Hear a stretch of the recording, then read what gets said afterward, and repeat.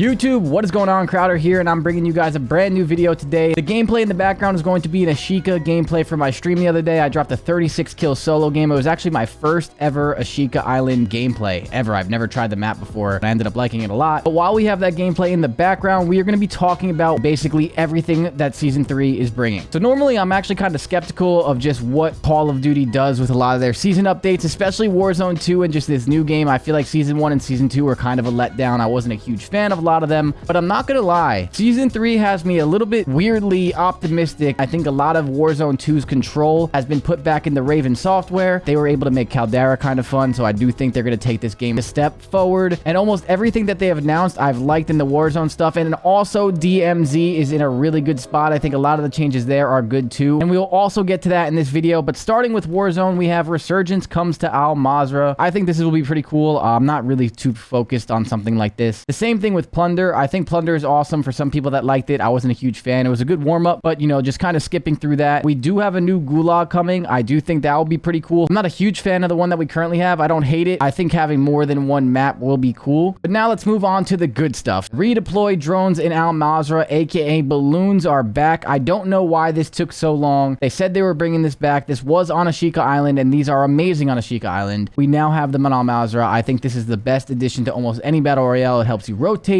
It makes the game more fast-paced. It's more fun. There's more action. It's just overall better for Warzone, so I'm super stoked about that. And also, I completely forgot about this next feature. The tempered plate carriers are what basically makes your plates go from 3 to 2 plates, so just 2 half bars instead of 3 1/3 bars. And it makes it, again, a lot easier to engage in getting crazy action. And just overall, that was an amazing feature of Caldera as well. And they're also bringing that back. And this is kind of what I was talking about. I think Raven Software does a really good job when they have full control. And I think for the first couple seasons, Infinity Ward was kind of in full control of Warzone 2. Obviously, it's their game. I don't think they did the best job. So having Raven kind of make these changes already and getting more and more control, I think this is going to be a really, really good thing for Warzone in the future. Hopefully, it's not too late. If you guys think it's too late, leave a comment below of what you guys think so far of these changes.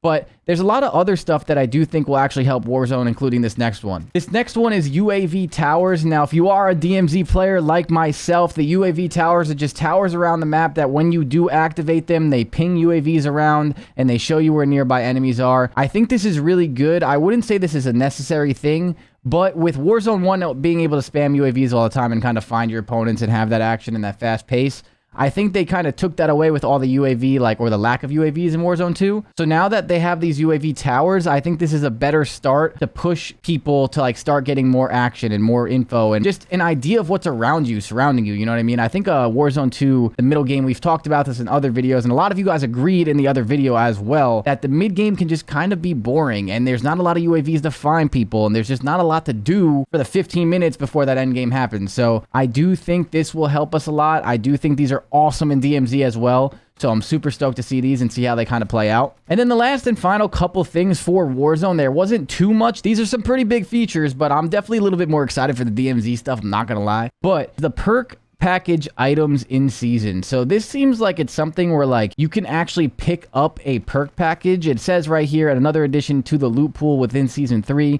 is a preset perk package, which can be found in supply boxes. Specific low rarity perk packages are available at buy stations. So this is something that you can probably just get perks that you don't get from your loadout, or if you don't get your loadout or you just can't get to it, maybe there's some way somehow you can still kind of have perks that can help you out. I think we can all agree when you don't have perks right now in Warzone, you can kind of feel extra body. Not having the perks and all the stuff that you can have kind of just slows you down a little bit. So I do think that this will help you use some of the cash that you pick up, if I'm interpreting this right, to actually have a lot of that money be useful. Because in Warzone at the moment, you end up having a lot of money, which is not a bad thing, but there's not a lot of items to spend it on. Other than buybacks for your teammates, you can't buy more than one UAV, and then everything else in that buy station is just not really needed. So I do think they're trying to find solutions to have all of that money that you do collect and loot to actually be usable, because that's also a big reason why I think the mid game of Warzone is kind of just useless right now, is even all the time you do spend looting, you don't really get rewarded for all of the looting that you do,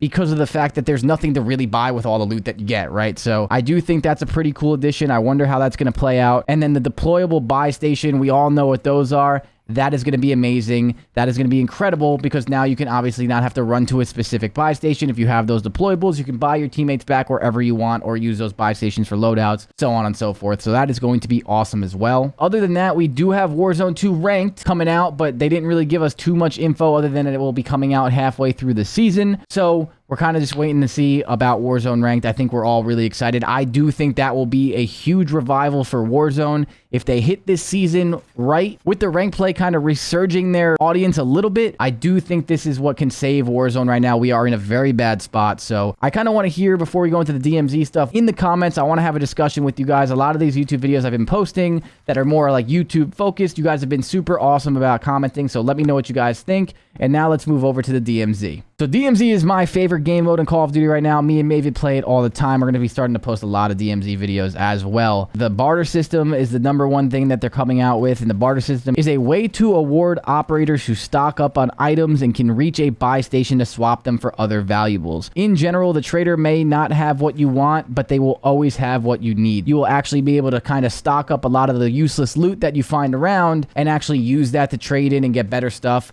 I don't know exactly what that will be, but I do think that is cool. I do think a lot of the stuff right now in DMZ, as much as I do like it, some of it just feels useless, and a lot of the stuff that you loot, if you just exfil with, it kind of just all goes to waste, right? You don't really get anything from all of that looting that you do in DMZ. And it also kind of takes the thrill away, in my opinion, because when you die, you don't really also lose anything. Most of the stuff doesn't really matter. I do think that's pretty cool. Maybe you can get like even cooler stuff from it. I'm not too sure how they will go about that, but I do like that change. I do think that is positive. And then moving to the next one is Workbench. And the Workbench is basically something that you're going to be able to find near buy stations, and it just allows your operator to add attachments that they have unlocked for contraband weapons to make them better. So I do think that is amazing. There's a lot of the times you lose your guns and it kind of just sucks that you don't have your insured weapons and you don't have your class or your loadout. And then you have these really, really bad contraband weapons that you don't want to use. I do think now it makes looting even more impactful, where you can buy stuff from this Workbench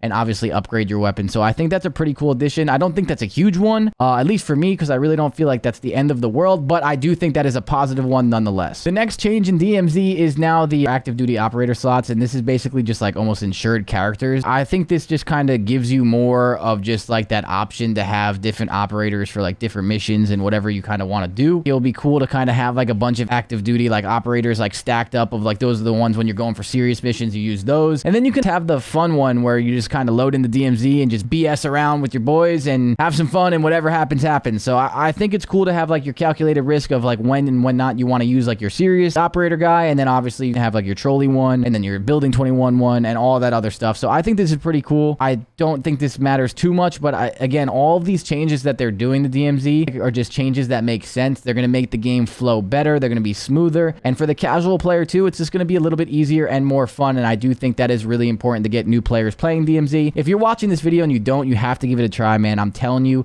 everyone that does play DMZ, please comment below how awesome it is. From being a pro player, I never thought I would like something like DMZ, but I really, really, truly do love it, and I do think you guys would too. And the last change to DMZ is a new faction that is coming to DMZ. I don't fully understand this one, I'm not gonna lie, so if you guys do, please comment below on exactly what you think this is gonna be. It seems pretty self-explanatory. It's a good way to like regain your operator and like kind of build yourself back up. I kind of had a different idea of just what factions were gonna be in DMZ. I'm honestly kind of asking you guys right now in the comments to help me understand this one a little bit more. It does seem pretty dope, I think. Yeah, other than that, we have new bosses and other stuff, and probably a bunch of new missions and a bunch of cool stuff. So overall, I think Call of Duty is on the right path right now with Season 3. I think they're going to get a really big resurgence with Warzone Ranked. I think DMZ is going to bring a lot of people too. And if they hit this season right, I do think they can make a huge impact on what they kind of messed up already with this community. So let me know what you guys think of this video. Make sure you guys drop a like, comment, subscribe, and all that stuff. And again,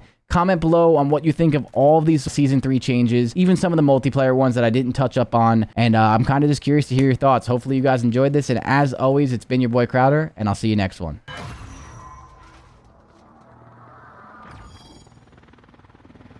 Yo, what did I just play, bro?